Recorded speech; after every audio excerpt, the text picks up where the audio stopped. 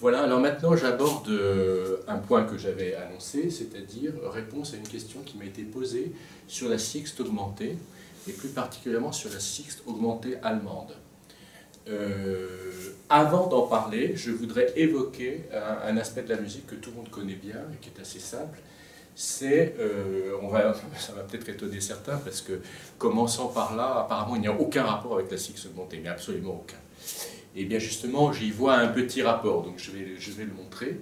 C'est d'une part la notion de broderie, de double broderie, qu'est la quarte et sixte de broderie. Oui, en effet, on est très très loin de la question de la sixte augmentée.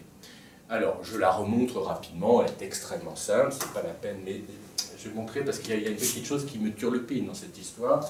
La voilà. Je suis bien sûr, mon exemple est en Do majeur. Alors par exemple, prenons cette position qui est extrêmement claire de l'accord de Do. Do, Do, Mi, Sol. Et puis, ce Do qui dure. Ces deux Do qui durent d'ailleurs, et qui vont être ici, à cet endroit, un accord de sous-dominante. Mais au lieu d'avoir Do, Fa, fondamental, Fa, pour l'accord de Fa, j'ai le Do qui reste, et j'ai ici ce qu'on peut percevoir, enfin à juste titre, comme une broderie double. La broderie Sol, La, Sol, et la broderie Mi, Fa, Mi. Ça est bien un accord de Fa. Je vais enlever ça pour pouvoir écrire un peu. Alors mes petits chiffres là vont être plus importants que d'habitude. Mon chiffrage sera plus important parce que le chiffrage permet de voir vraiment les choses. Ici, il s'agit bien, je redis, d'un accord de Fa sur un Do. Donc c'est bien son état de deuxième renversement. C'est bien une quarte et sixte. Alors, on est bien d'accord, comme je l'ai si souvent dit, attention, ne considérons pas ça globalement comme un accord de quarte et sixte, mais bien ici, la quarte, elle est bien là, le Fa, c'est bien la quarte, et le La, c'est bien la sixte par rapport au Do. Mais, on voit bien que ces deux notes sont bien des broderies, des intervalles 5 et 3. Donc, je reviens à ça. J'ai bien 5, 6, 5, Sol, La, Sol d'une part, et 3, 4, 3, Mi, Fa, Mi, d'autre part. Alors ça est une première chose. Maintenant, ce que je voudrais montrer, et là on va commencer à rentrer un peu dans le sujet, c'est que très souvent dans la musique, je vais donner deux exemples, j'ai apporté deux partitions là, enfin que je vais jouer de manière extrêmement sommaire, de manière un peu ramassée, c'est que dans la musique, on va avoir aussi une autre double broderie. Alors je réécris un peu la même chose, pour l'instant c'est bien la même chose. C'est bien Do, Do, Do, Do, Do, Do. Et puis j'ai bien le Mi et le Sol. Mais au lieu d'avoir la broderie supérieure qu'est Fa, La, je peux trouver la broderie inférieure et, je ne vais pas l'appeler chromatique parce qu'il n'y a pas de demi-ton chromatique, justement ce sont bien des demi-tons diatoniques. Mais là ce sont bien les notes naturelles de la gamme. Donc le Mi et le Sol, c'est sûr, c'est l'accord de tonique, mais j'ai bien le Fa et le La qui sont les degrés 4 et 6. Mais ici, la broderie inférieure n'est pas ça. Ça pourrait être ça, on pourrait imaginer ça. Ça n'est pas ça, c'est ça. C'est-à-dire le demi-ton inférieur, donc deux notes étrangères à la gamme, finalement. Deux notes étrangères à la gamme. Voilà, alors déjà je le fais entendre, hein. Alors on est bien d'accord, voilà, Do, Do, ici mes deux basses, enfin c'est pas deux basses, basse et ténor. Donc un peu comme un fond immobile, et j'ai... Voilà.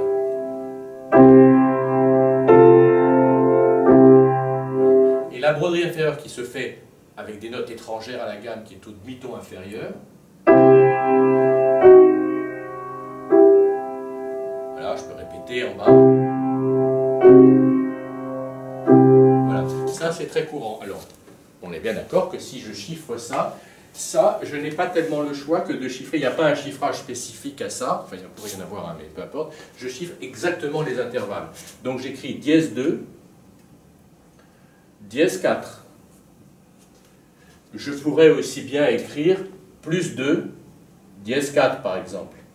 Certains iraient même jusqu'à mettre plus 2, plus 4. Peu importe. Voilà. C'est bien le Ré et dièse, le Fa et dièse. Alors, moi qui suis spécialiste des parenthèses, déjà je fais une parenthèse. Ou je la réserve pour dans quelques minutes. Je la réserve pour dans quelques minutes, je m'en souviendrai. Parce que ce que je vais dire là va confirmer ma parenthèse. Donc je reviens à mon chiffrage. On est bien d'accord que 5, 6, 5 est une broderie vers le haut, mais là on a bien 5, 4, 5. Donc c'est une broderie vers le bas, ça fait un chevron à l'envers. Voilà. Et là on a 3, 2, 3. Voilà. Alors je vais donner ici un petit exemple bon, déjà le fait de l'avoir joué suffit à mon avis, hein. Mais par exemple dans le concerto en ré mineur de Mozart, je crois, peu importe, je crois que c'est le 20e concerto en ré mineur, le mouvement lent est en si bémol majeur. Et il commence comme ça. Je n'ai pas besoin de la partition parce que je vais jouer 3 notes. Hein. Il commence comme ça. Voilà, c'est-à-dire si bémol, donc il est en si bémol, 3 voix, si bémol, ré, fa. Accord parfait majeur état fondamental. Et il fait ça.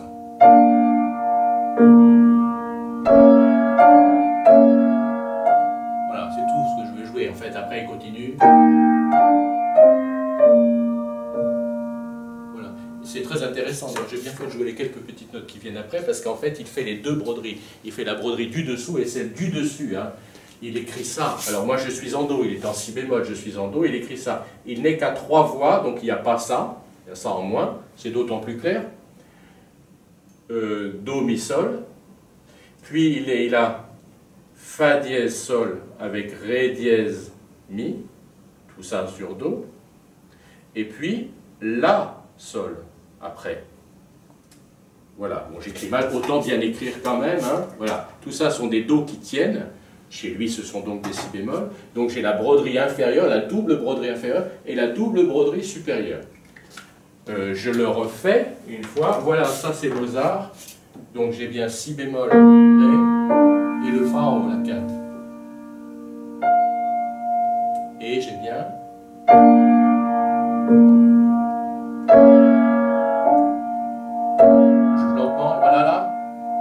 Ce serait le Fa là, c'est Mi bémol Sol.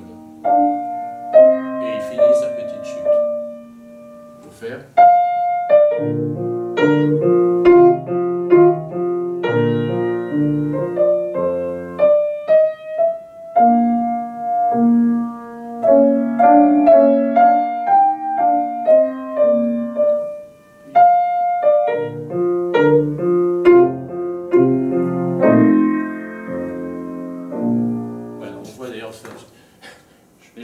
C'est très très beau parce que c'est fait avec 3 notes, il y a 3 petites notes.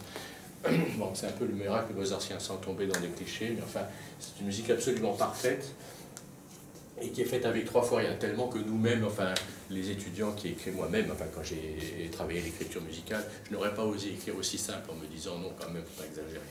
Et bien voilà, lui, il écrit ça et c'est parfait, absolument parfait. Et c'est pour ça que c'est très difficile à jouer du coup, parce qu'on a très peu de notes sous les doigts et ça doit sonner avec une grande pureté. Et du coup, quand on a un grand arpège déchaîné, ça va, on a de quoi, on a plein les mains. Puisque là, on est un peu, voilà. Bon, bref, laissons ces commentaires qui ne sont pas le sujet du jour. Mais je voulais bien montrer ces éléments-là. Alors maintenant, j'en viens à ma petite remarque. Que j'aime. Ah non, je ne le fais toujours pas. Alors voilà, Mozart ne suffisait pas. Je vais citer un autre élément. Alors, je vais peut-être effacer ça pour avoir un petit peu de place. Voilà, ça je le garde parce que c'est ça qui m'intéresse. C'est ça qui m'intéresse. Remarquons bien que je vais le réécrire encore une fois. Je vais l'écrire cette fois-ci sous une forme un petit peu différente. Ça va me servir parce que c'est dans mon exemple, c'est donc exactement la même chose. Hein. Je vais avoir, alors j'abandonne mon écriture stricte à 4 voix. Je vais être ici à 5 voix. Ça n'a aucune importance, hein, c'est pas le propos. Hein. Voilà ici Do, Mi, Sol, plus le Do. En fait, c'est ce Do que je pourrais supprimer. Peu importe, j'ai bien mes 2 Do, et j'ai bien mon Mi, Sol qui est, non pas ici, mais qui vient s'insérer ici. Et j'ai immobilité des 2 Do, ça ne change pas, ça va faire charger à l'écriture, et j'ai bien le Ré dièse, Fa dièse, ici, qui redevient ça.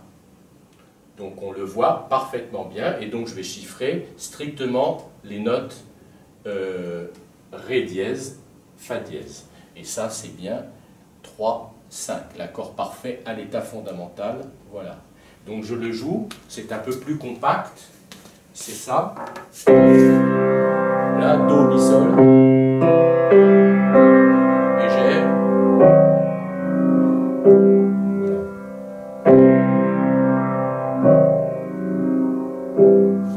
Eh bien, je peux avoir, et j'ai, je vais dire dans quelle œuvre, après, peu importe, enfin, il faut connaître quand même, il faut toujours donner les références, hein, parce que j'ai une œuvre où il y a une voix qui va s'ajouter ici, qui est la voix du chant. Bon, je le dis tout de suite quand même, c'est dans l'opéra le Freischütz de Weber. Le Freischütz, c'est un personnage qui s'appelle Agathe et qui chante, peu importe l'air, à quel moment il se situe, qui chante un très très bel air en mi majeur. Voilà. Le personnage de Agathe dans le Freischütz de Weber. Et elle chante ça. L'œuvre étant, je viens de le dire, je crois, est en mi majeur. Mais moi, je reste strictement en ut, qu'on voit bien tout ça. Eh bien, elle va avoir un chant qui va broder là-haut. Elle va avoir Sol, La, Sol. À vrai dire, c'est ça. À vrai dire, le chant est Mi, Sol, La, Sol. Donc, je vais même l'écrire. Allez, écrivons-le. Elle chante ça. Mi. Alors, je mets des blanches, mais tout ça sont des valeurs égales. Voilà. Donc ça n'a pas d'intérêt harmonique, hein. C'est simplement la mélodie Mi, Sol, La, Sol, mais Mi, Sol, ça peut être Sol. Donc sur l'accord de Do, et au moment du La, voilà, c'est ça que je voulais faire entendre. Donc ici, je vais faire ma fameuse remarque que je diffère toujours. À cet endroit, j'ai non seulement Ré dièse, Fa dièse qui sont la broderie inférieure, je l'ai assez dit, et j'ai en même temps la broderie supérieure à laquelle je faisais allusion tout à l'heure, Sol, La, Sol. Donc ça va se chiffrer, si je fais tout très bien, je le refais pour que ce soit extrêmement clair, j'ai 3, 5, 3, Mi, Sol, le 3 devient Ré dièse, Mi, Sol, Fa dièse, Sol, mais j'ai un autre 5, que je n'écris pas 5, hein, mais bon, c'est un autre 5 qui lui fait 6. Allez, faisons-le, mais voilà. Donc ici, j'ai un accord qui, du coup, est un accord de 4 sons. L'accord est bien, alors que chacun fasse bien attention à ce que je dis, je ne parle absolument pas des sixtes augmentés. Hein.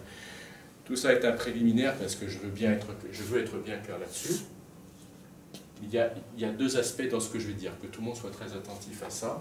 C'est que, maintenant, je vais observer cet accord. Je vais l'observer de très près. J'ai l'accord, je le lis de bas en haut. J'ai l'accord Do. Allez, j'efface ça, parce que là, tout ça, c'est fait. Je l'écris ici, qu'il soit très clair. J'ai l'accord Do, Ré dièse, Fa dièse et La.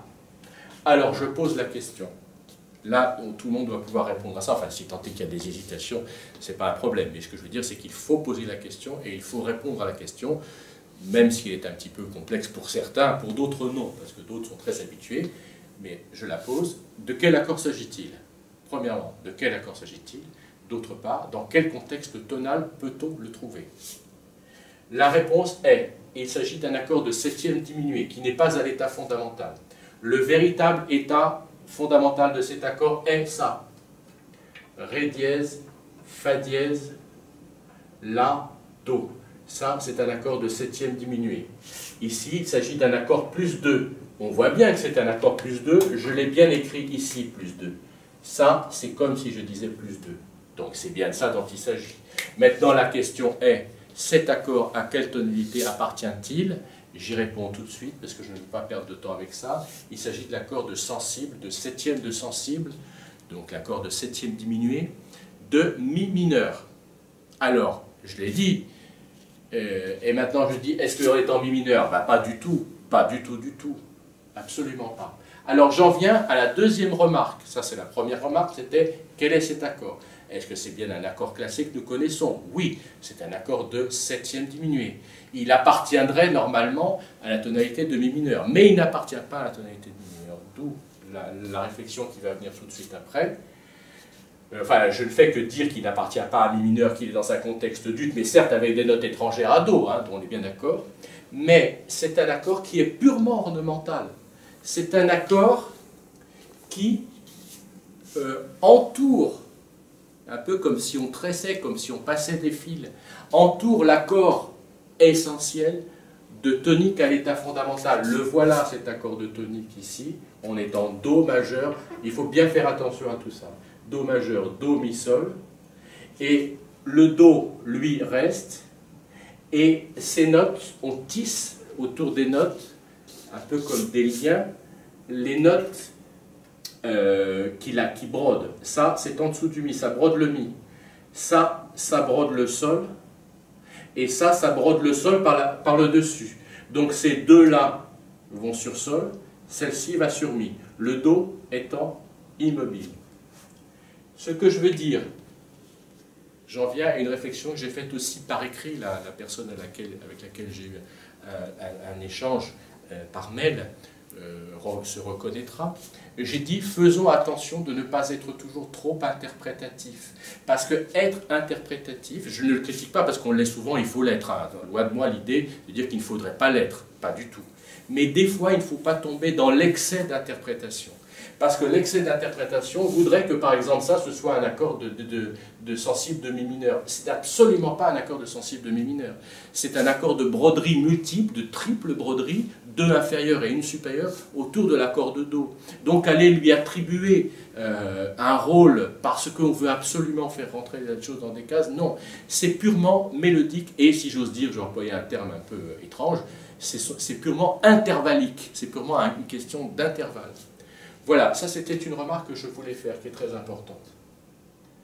Alors maintenant, et alors là maintenant je vais m'acheminer, la progression est un petit peu lente mais j'y arrive, je vais m'acheminer vers la sixte augmentée allemande, à laquelle il a été fait allusion lors d'un échange de mails. Et en effet, je confirme, donc je l'accepte à 100%, absolument à 100%, l'interprétation qui a été faite par exemple, ça m'a été cité par Michel Baron, je le cite, hein, on peut citer Michel Baron, qui a un site sur internet d'écriture musicale, donc, qui est très intéressant, que chacun le consulte. Et on avait, la remarque m'avait été faite que chez Michel Baron, il y avait une interprétation différente de la mienne, de la sixte augmentée allemande. Certes, c'est vrai, mais Michel Baron a raison. Hein.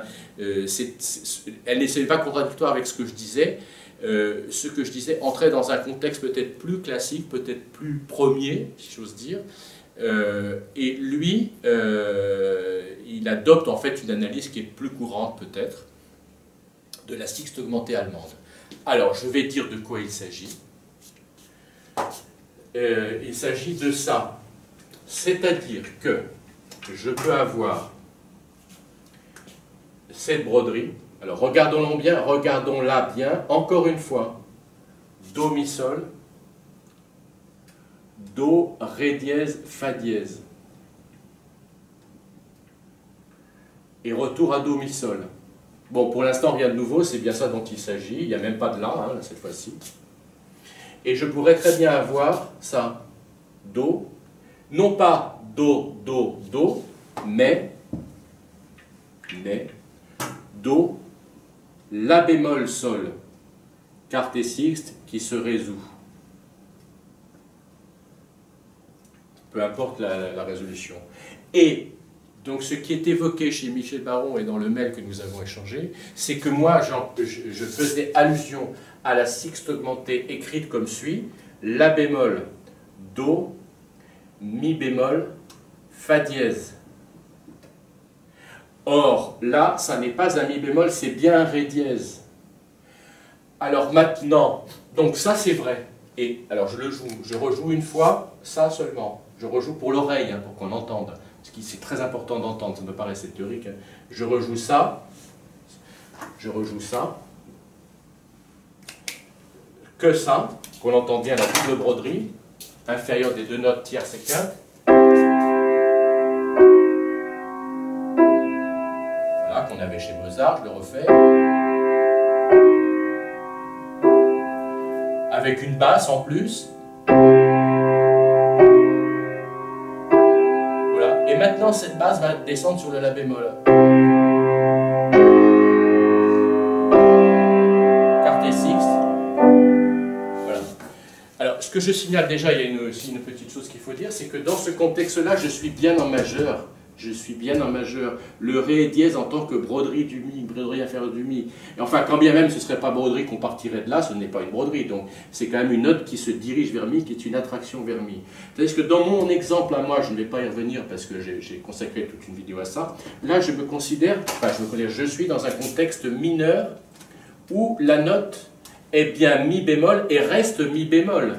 C'est-à-dire, je ne vais pas parler trop de ça maintenant, puisque c'est ça qui m'intéresse, mais là, on est bien d'accord, hein. C'est bien le Mi bémol qui va descendre sur le Ré. Tandis que là, c'est le Ré dièse qui va monter sur le Mi, pour descendre ensuite vers le Ré à nouveau. Ré d'écart, bien sûr. On est d'accord, hein. Donc, maintenant, autre chose. Ça crée ici un intervalle qu'on pourrait qualifier de saugrenu. Il ne l'est pas parce qu'il existe, il est là, hein. Mais c'est vrai que d'un point de vue théorique, si j'annonce à des étudiants, je parle de la carte suraugmentée, on va peut-être me regarder d'un drôle d'air. Il y a ici une carte suraugmentée, c'est-à-dire que la carte La bémol, Ré, Ré est déjà une carte augmentée. Mais la carte La bémol, Ré dièse est une carte suraugmentée. Eh bien, cette carte suraugmentée, je dirais qu'elle n'a pas un statut en soi harmonique. J'ai presque envie de dire que ça n'existe pas. J'ai tort puisqu'elle est là. On est bien d'accord qu'elle est là.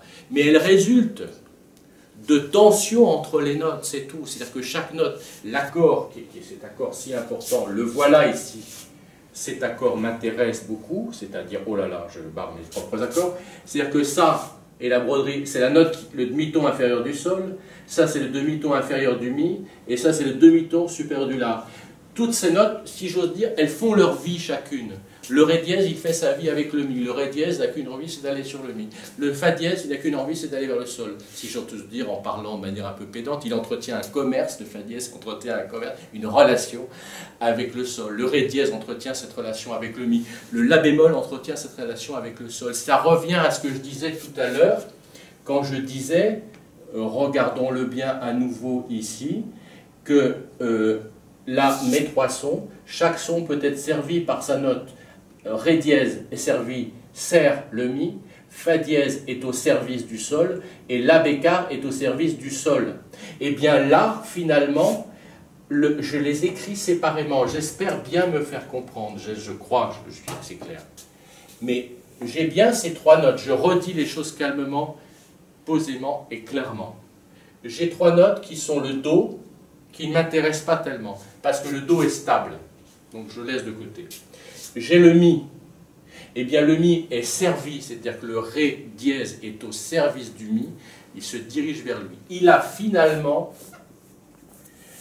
écrivons-le mieux, Ré dièse Mi, donc cet élément. Le Sol est servi par le Fa dièse, et le Sol aussi est servi par le La bémol. Tout ça est un jeu de demi-tons tissés autour des notes de l'accord parfait majeur de tonique. Je crois que je me fais comprendre. C'est-à-dire que toutes ces notes font leur vie, j'ai peut-être une manière de m'exprimer un petit peu étrange, mais chaque note fait sa vie, c'est-à-dire que le Mi, il existe, il est très important, le Sol. Eh bien, je me répète, mais la notion est un peu fuyante et je voudrais me faire comprendre. Ce que je veux dire, c'est que ces notes n'ont pas de relation entre elles.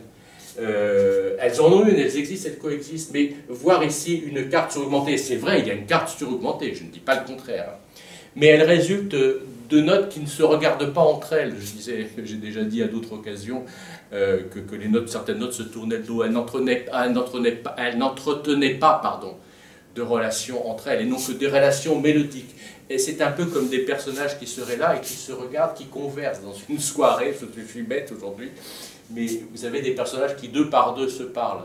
Et bien maintenant, prendre chaque interlocuteur, bien sûr ils coexistent tous dans la même pièce, mais ils ne se parlent pas. Voilà.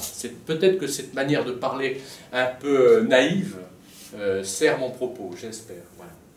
Donc cet accord existe bien, il s'agit bien d'un Ré dièse, mais on est dans un contexte non pas mineur, mais plutôt majeur. Alors, pour cela, je vais citer une œuvre musicale qui est extrêmement célèbre et qui est un immense chef-d'œuvre, c'est la sonate Appassionata je crois que c'est l'opus 57, je l'ai là, peu importe, oui, c'est l'opus 57, de Beethoven qui est en Fa mineur. La sonate Appassionata est une des grandes sonates beethoveniennes, une des plus typiquement beethoveniennes.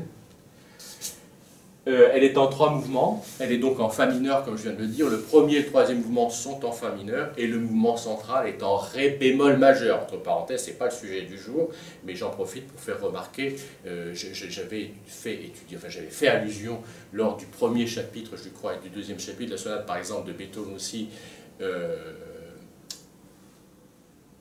comment s'appelle-t-elle, mon Dieu, le nom m'échappe, Pathétique, qui est en Do mineur, on avait Do mineur, La bémol au milieu, c'est le même rapport, hein. Il s'agit du 6e degré, c'est un mouvement lent au 6e degré, la tonalité du 6e degré. Donc là on a une sonate en Fa mineur, le mouvement lent qui est un mouvement absolument sublime, vraiment sublime, qui est d'une grande noblesse, d'une grande clarté, enfin, c'est un mouvement que je qualifierais même d'apollinien, on peut le dire, hein.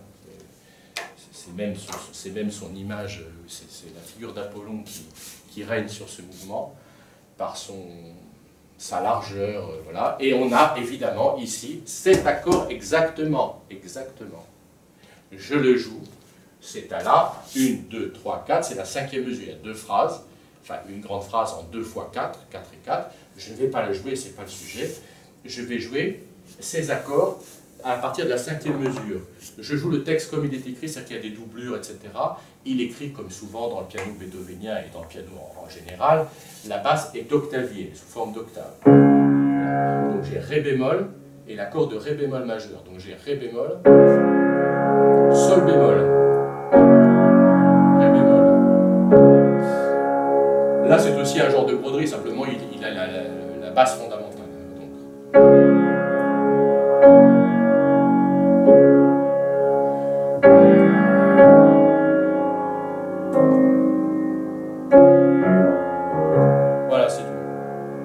J'ai bien eu, je fais entendre les 3 sons d'en haut, c'est-à-dire Fa, La. Donc c'est comme mon Mi Sol Do, Mi Sol Do. Là c'est Fa, La bémol, Ré bémol. Bon, la broderie, peu importe. Sol, Si, Ré, Fa, La, Ré. Et voilà. Donc j'ai bien.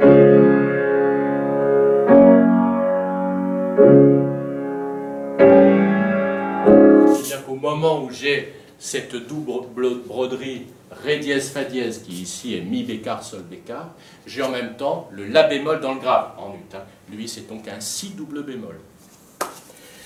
Je le montre, je l'écris pour que tout soit bien clair. Donc je confirme, cet accord existe bien, c'est une bonne interprétation, il faut en prendre compte et je remercie, je le fais sincèrement, hein, ça n'est pas une formule de politesse, je remercie vraiment la personne qui m'a écrit, qui me l'a fait remarquer, parce que ça me permet de faire cet enrichissement du cours que j'avais fait sur les sixtes augmentés, je crois que c'est très important et c'est très bien de l'avoir noté, bravo, hein, c'est vraiment une très très bonne chose.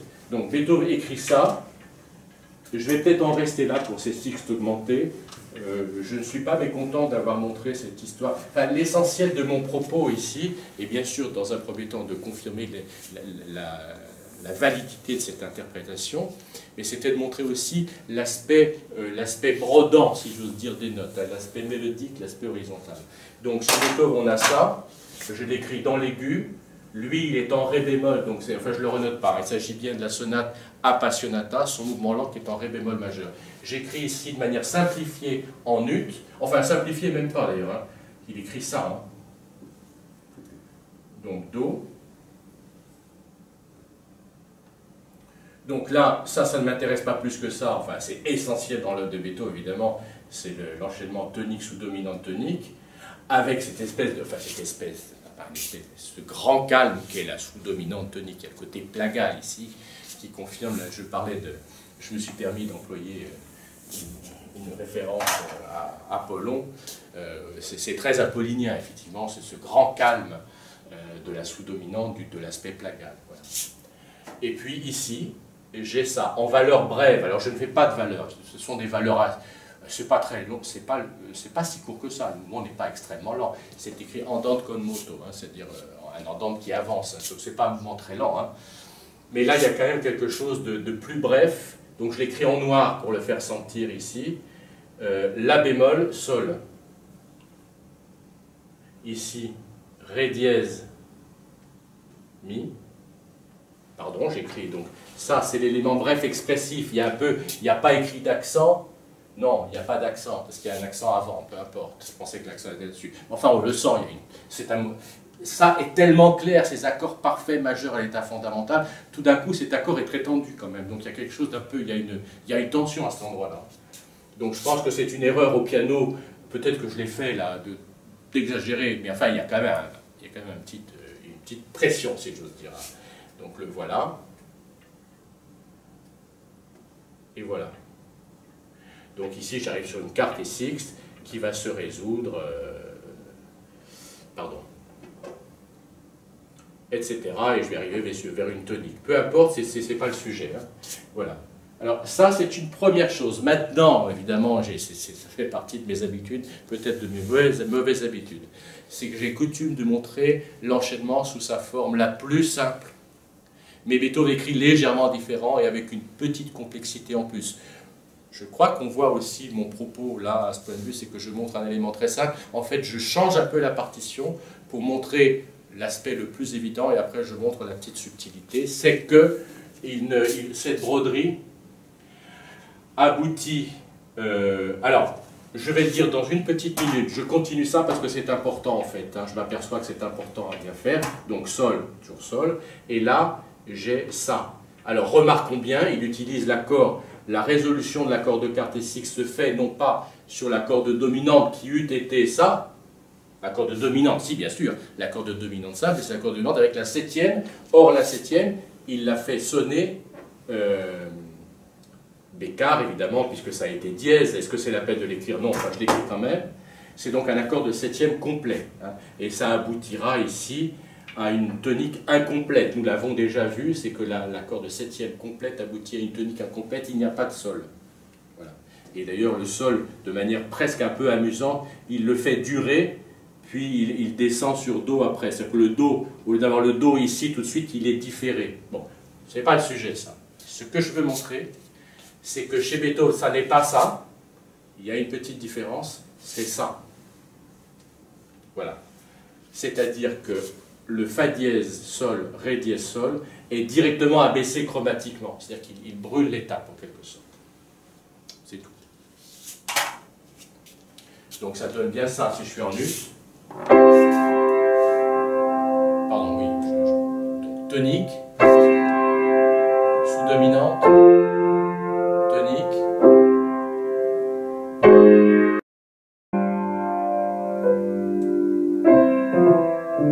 Voilà, il y a une chose que j'ai... Bon, c'est pas grave, c'est pas très important. C'est qu'ici, il y a un retard, évidemment. C'est-à-dire qu'on reste sur Do. Hein. Do, le Si vient après. Voilà. Donc le plus vient ici. Il est différé. C'est 4-3. C'est le fameux 4-3. Voilà. Je le refais. J'ai fait exprès de le jouer à la hauteur où je l'ai écrit, pour qu'il n'y ait pas de confusion. Ensuite, la différence, c'est que tout ça, c'est une octave plus bas. Et l'autre différence très très importante, c'est que c'est en Ré bémol majeur. Je réécris, je rejoue ce que j'ai écrit. Do, Mi, Sol, Do. Sous-dominante. Tonique. Abaissement chromatique des deux notes. Résolution. Tonique. Pardon. Voilà. Et la basse descend après. Je le rejoue une octave plus bas parce que lui, il l'écrit plus bas.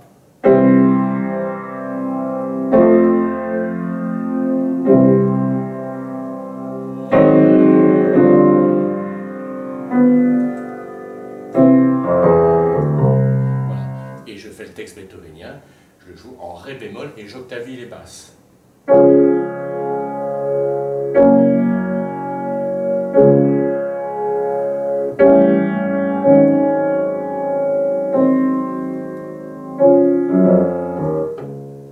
Voilà. Bon, je pense avoir été assez clair et je suis très satisfait qu'on me pose ces questions et que ça me donne l'occasion de le développer. Alors, je ne vais pas continuer parce que c'est déjà pas mal, mais j'invite tout un chacun à, je vais prendre cette partition ici, à consulter, je vais l'écrire au tableau, aussi, puisque je parle de chef-d'œuvre, c'est pas dans mes habitudes de rajouter sur la musique en disant le chef-d'œuvre, etc. Enfin, pour moi, c'est des choses un peu évidentes, et c'est des œuvres que j'apprécie particulièrement, enfin, apprécier, c'est peu de le dire. Je veux dire que je le vénère, oui, d'une certaine manière. C'est le cycle de leader de Schumann qui est Dichterliebe, évidemment. Dichterliebe, et je mets la référence que chacun s'y réfère, Schumann, donc le cycle de leader Dichterliebe, et il s'agit du lied 12, qui est Am leuchtenden Sommermorgen, bon, etc. Hein, mais je préfère donner le Sommermorgen. Bon. Voilà, alors, il est en si bémol majeur, donc c'est important que je le dise, il est bien en majeur, peu importe que ce soit si bémol, il est bien en majeur. Beethoven, l'exemple, était bien en majeur, donc cette 6 augmentée est plutôt dans un contexte majeur, et elle aboutit à une quarte 6 qui elle-même se résout. Voilà. Donc là, on est en si bémol majeur, et je lis les notes, je les écris vite. J'avais dit que je ne le ferais pas, je le fais en 1 seconde. J'ai bien l'accord, 2 bémol à la clé, ici, et j'ai bien l'accord sol bémol grave, donc c'est bien notre la bémol en ut, hein. C'est le 6e degré abaissé. Do, la bémol, là c'est si bémol, sol bémol. Et j'ai bien si bémol, fa dièse, pardon, voilà. Je vais bien regarder les partitions, mi dièse, de toute façon c'est facile, c'est très facile à retrouver, hein. Mi bécard, qu'est-ce que j'ai dit? Mi bécard, do dièse. Voilà. C'est très facile à comprendre, l'accord de si bémol, le voilà, ré, fa, si bémol, la broderie inférieure ces deux notes-là, c'est bien le mi bécard et le do dièse, donc c'est pas la peine d'hésiter, j'ai hésité, peu importe, et donc ça arrive là-dessus. Voilà la fameuse double broderie, et j'arrive sur la quarte sixte. Donc ça se chiffre, bécard 6, ça veut dire sixte augmenté sur la bémol, c'est le mi bécard, et dièse 4, qui est la quarte suraugmentée. Sol do dièse est une quarte augmentée, sol bémol do dièse est une quarte suraugmentée. Voilà. Et il y a une tierce, évidemment, qui est la tonique elle-même, qui reste, et qui, alors après, ça se résoudra, évidemment, sur ça. 7e, voilà, et puis tonique. Je le joue, ce que j'ai écrit, mais ça ne change rien, je viens de le dire, hein, donc j'ai bien ça.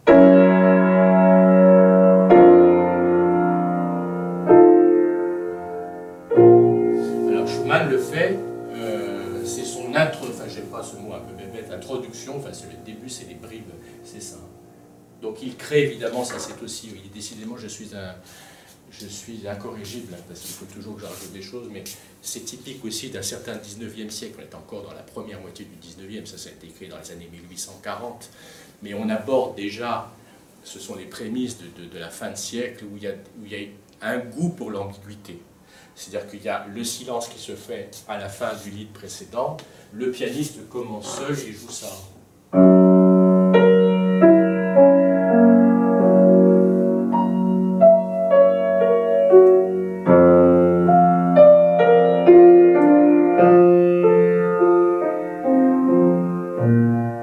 Voilà, la tonalité s'est imposée ici, notamment ici.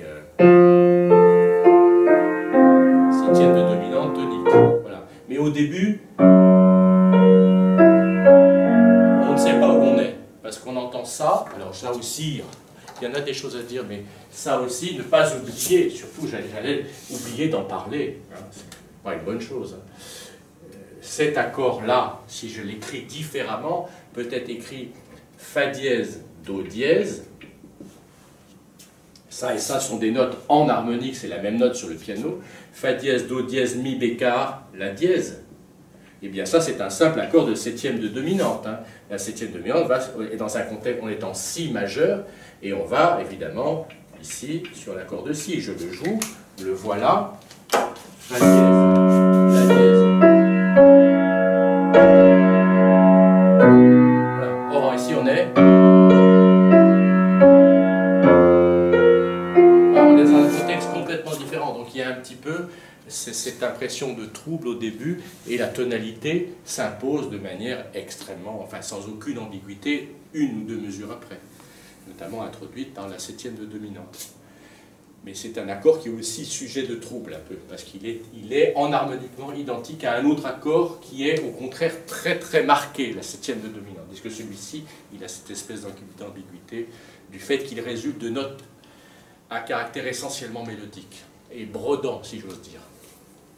Voilà, j'espère avoir été assez clair et avoir un peu contribué à éclaircir ce chapitre, c'est vrai, assez touffu, assez subtil, sur les sixtes augmentés. Et encore une fois, merci de m'avoir écrit, de m'avoir suggéré cette remarque, quand même, hein, c'est très, très intéressant. Voilà, merci.